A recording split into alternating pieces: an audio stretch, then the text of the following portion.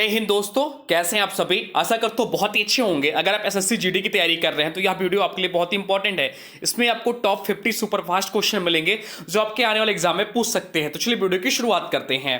पहला क्वेश्चन है, राष्ट्रीय विज्ञान दिवस कब मनाया जाता है। तो राष्ट्रीय विज्ञान दिवस जो मनाया जाता है यह 28 फरवरी को मनाया जाता है। ब्लड प्रेशर को मापने के लिए किस यंत्र का प्रयोग किया जाता है। तो ब्लड प्रेशर को मापने के लिए जिस यंत्र का प्रयोग किया जाता है उसका नाम होता है स्फेग्नोमीटर। कंप्यूटर की परमानेंट मेमोरी क्या कहलाती है। कंप्यूटर की परमानेंट मेमोरी क्या कहलाती है। तो कंप्यूटर की परमानेंट मेमोरी जो कहलाती है वह कहलाती है रोम, जिसका फुल फॉर्म होता है रीड ओनली मेमोरी। किस अधिवेशन में कांग्रेस उदारवादी और उग्रवादी नामक दलों से विभाजित हो गए। तो 1907 के सूरत अधिवेशन में कांग्रेस जो है दो दलों में बंट गया, उदारवादी और उग्रवादी। तंजौर का बृहदेश्वर मंदिर किसने बनवाया था। तो तंजौर का बृहदेश्वर मंदिर जो बनवाया था वो राजराजा प्रथम चोल ने बनवाया था। नेक्स्ट क्वेश्चन है, जंग लगने से बचाने के लिए लोहे पर जस्ते की परत चढ़ाने की क्रिया को क्या कहते हैं। तो इसको कहते हैं जस्तीकरण या ग्लेवेनीकरण या ग्लेवेनाइजेशन। मानव शरीर की सबसे बड़ी ग्रंथिका का नाम क्या है। तो मानव शरीर की सबसे बड़ी ग्रंथिका जो नाम है वह यकृत है। भारत का प्रथम तेल शोधन संयंत्र कहाँ पर स्थित है। तो भारत का प्रथम तेल शोधन संयंत्र जो स्थित है वह डिगबोई में स्थित है जो कि असम में है। यूनेस्को द्वारा कलिंग पुरस्कार किस क्षेत्र के लिए दिया जाता है। तो यूनेस्को द्वारा कलिंग पुरस्कार जो दिया जाता है वह विज्ञान के क्षेत्र में दिया जाता है। हैदराबाद में चार मीनार का निर्माण किसने करवाया। तो हैदराबाद में चार मीनार का जो निर्माण करवाया वो कुली कुतुब शाह ने करवाया। मुगल सम्राट अकबर का जन्म कहाँ हुआ था। तो मुगल सम्राट अकबर का जो जन्म हुआ था वह अमरकोट के दुर्ग में हुआ था। संसद के दोनों सदनों की संयुक्त बैठक की अध्यक्षता कौन करता है। तो संसद के दोनों सदनों की संयुक्त बैठक की अध्यक्षता जो करता है वह लोकसभा अध्यक्ष करता है। भारत के प्रथम लोकसभा अध्यक्ष कौन थे। तो भारत के प्रथम लोकसभा अध्यक्ष जो थे वो गणेश वासुदेव मावलंकर थे। भारतीय संविधान के किस अनुच्छेद के अंतर्गत कोई विधेयक धन विधेयक है या नहीं उसका निर्णय कौन करता है। तो यह लोकसभा अध्यक्ष करते हैं।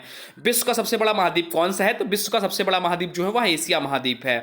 हैदराबाद किस नदी पर बसा हुआ है। तो हैदराबाद जो है वह मूसी नदी के तट पर बसा हुआ है। विश्व में चांदी का सबसे बड़ा उत्पादक देश कौन सा है। तो विश्व में चांदी का सबसे बड़ा उत्पादक देश जो है वह मैक्सिको है। क्षेत्रफल के अनुसार विश्व का सबसे छोटा देश कौन सा है। तो क्षेत्रफल के अनुसार विश्व का सबसे छोटा देश जो है वह वेटिकन सिटी है। सुएज नहर किन दो सागरों को जोड़ती है। तो सुएज नहर भूमध्य सागर और लाल सागर को जोड़ती है। पनामा नहर किन दो महासागर को जोड़ती है। तो पनामा नहर जो है प्रशांत महासागर और उत्तरी अटलांटिक महासागर को जोड़ती है। भारत के संघीय क्षेत्र दादरा और नगर हवेली की राजधानी क्या है। तो इसका जो राजधानी वो है दमन है। क्षेत्रफल की दृष्टि से भारत का सबसे बड़ा राज्य कौन सा है। तो क्षेत्रफल की दृष्टि से भारत का सबसे बड़ा राज्य जो है राजस्थान है और जनसंख्या की दृष्टि जो है वो उत्तर प्रदेश है। पृथ्वी दिवस कब मनाया जाता है। तो पृथ्वी दिवस जो मनाया जाता है वो मनाया जाता है 22 अप्रैल को। फूलों की घाटी किस राज्य में स्थित है। फूलों की घाटी जो स्थित है वह उत्तराखंड में स्थित है। वर्ष 2001 में नवनिर्मित राष्ट्र दक्षिणी सूडान की राजधानी कौन सी है। तो उसकी राजधानी जो है जूबा है। भारत में सबसे पहले फिल्म कौन सी बनी है। तो भारत में सबसे पहली फिल्म जो बनी थी वो राजा हरिश्चंद्र बनी थी। सबसे छोटी हड्डी कौन सी। तो सबसे छोटी हड्डी जो है वो स्टेपीज है जो कि कान में पाई जाती है।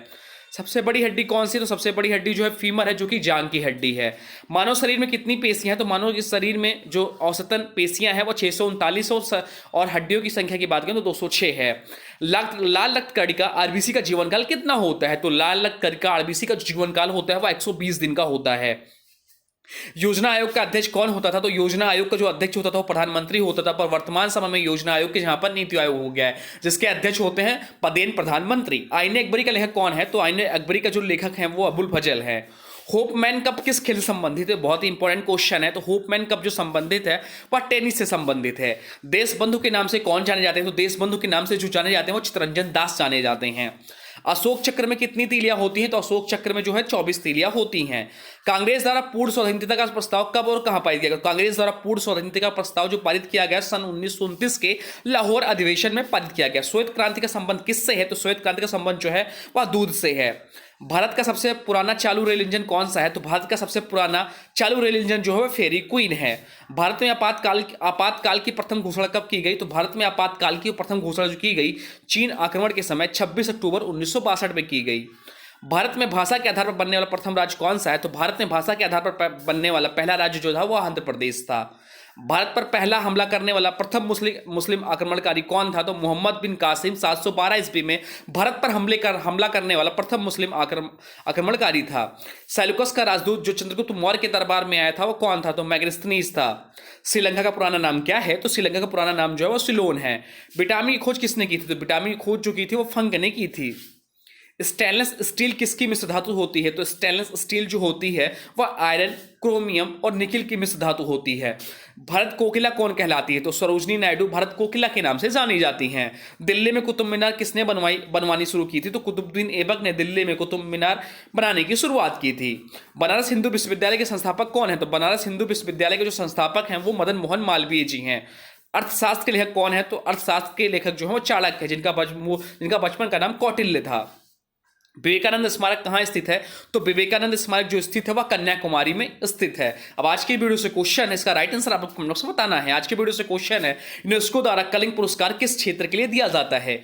यूनेस्को द्वारा कलिंग पुरस्कार किस क्षेत्र के लिए दिया जाता है? इसका राइट आंसर आपको कमेंट बॉक्स में बताना है। साथ साथ में वीडियो कैसा लगा इसके बारे में जरूर बताएगा। हाँ, अभी तक आपने वीडियो को लाइक नहीं किया है तो प्लीज वीडियो को लाइक कर दीजिए, वीडियो को किसी स्टडी ग्रुप में शेयर भी कर दीजिए और चैनल पे नए चैनल को सब्सक्राइब भी कर लीजिए।